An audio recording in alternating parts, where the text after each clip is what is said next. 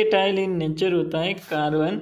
तो जब carbon versatile in nature होता है तो ये चीज़ हम लोग को पूछा जा सकता है कि कार्बन वर्सेटाइल इन नेचर होता है या फिर नहीं होता है।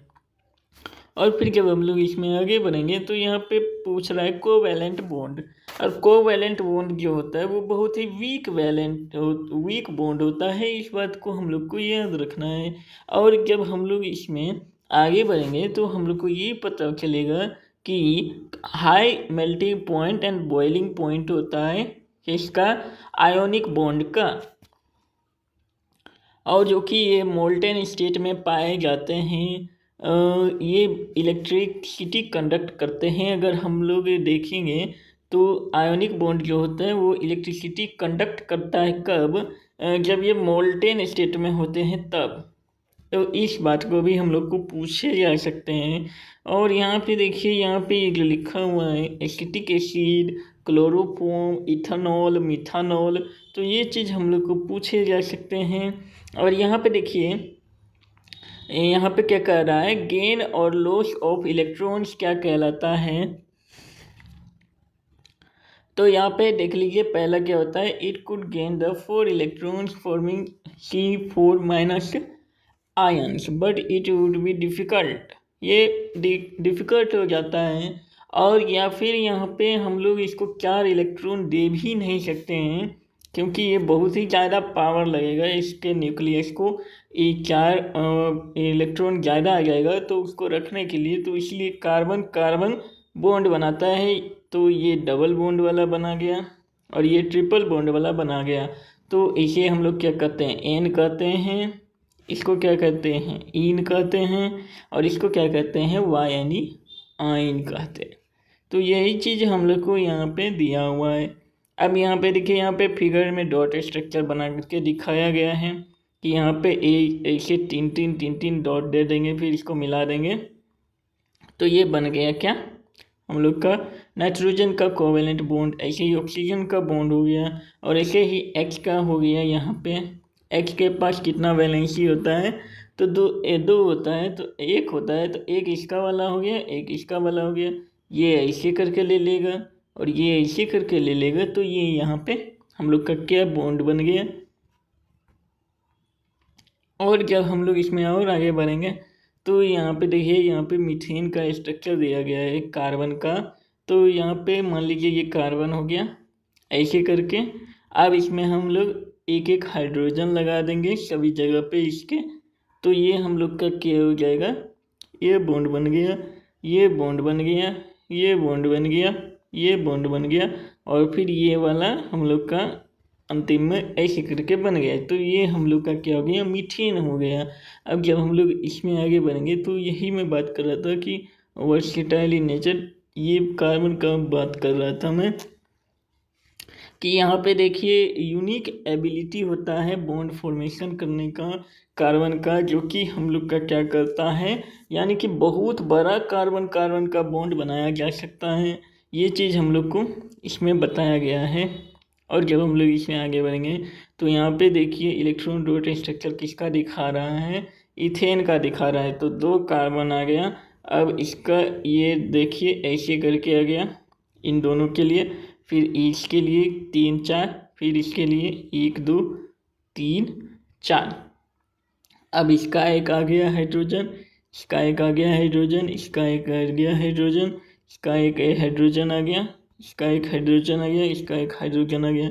अब ये ऐसे ऐसे करके बना लेंगे बॉन्ड, और फिर हम लोग इसको मिला देंगे ऐसे करके पूरा, फिर इसको मिला देंगे ऐसे करके पूरा। तो ऐसे करके हम लोग का इथेन का बन गया डॉट स्ट्रक्चर। और देखिए यहाँ पे लिखा हुआ है हम लोग का मीथेन हो गया, इथेन हो गया, प्रोपेन हो गया, ब्यूटेन हो गया, पेंटेन हो गया, हेक्सेन हो गया। और इसके हम लोग को स्ट्रक्चर भी दिखाए गए हैं यहाँ पे देखिए। तो यहाँ पे हम लोग को क्या याद करके रखना है, 1 के लिए मिथ यूज होता है, 2 के लिए इथ यूज होता है, 3 के लिए क्या यूज होता है, प्रोप यूज होता है, 4 के लिए क्या यूज होता है, ब्यूट यूज होता है, 5 के लिए क्या यूज होता है, पेंट यूज होता है।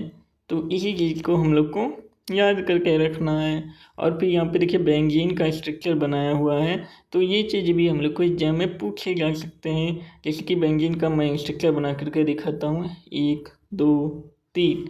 अब फिर नीचे से 1 2 3, और उसके बाद एक यहाँ पे ये डबल, एक यहाँ पे ये डबल, एक यहाँ पे ये डबल, तो हो गया। अब इसमें हम सब जगह पर एक एक हाइड्रोजन लगा देंगे, एक हाइड्रोजन, एक हाइड्रोजन, एक हाइड्रोजन, एक हाइड्रोजन यहाँ पे, एक हाइड्रोजन यहाँ पे लगा देंगे, और एक हाइड्रोजन कहाँ पे लगेगा, यहाँ पे लगेगा।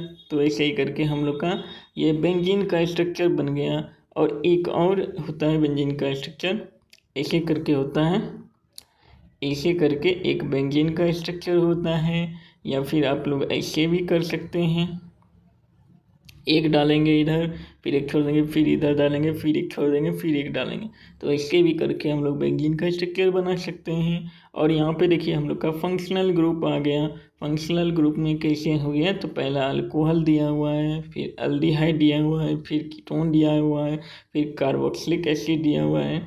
अल्डिहाइड कैसे होता है, तो अल्डिहाइड ऐसे होता है, यहाँ पे डबल बॉन्ड लग जाएगा एक में। और यहाँ पे कीटोन में क्या होता है, तो एक कार्बन हो गया और यहाँ पे ऐसे करके बन गया, तो ये हम लोग का कीटोन हो गया। अब कार्बोक्सिलिक एसिड कैसे होता है, तो यहाँ पे एक OH लगा देंगे और यहाँ पे डबल बॉन्ड पे हम लोग ऑक्सीजन को लगा देंगे, तो ये हम लोग का क्या हो गया, कार्बोक्सिलिक एसिड।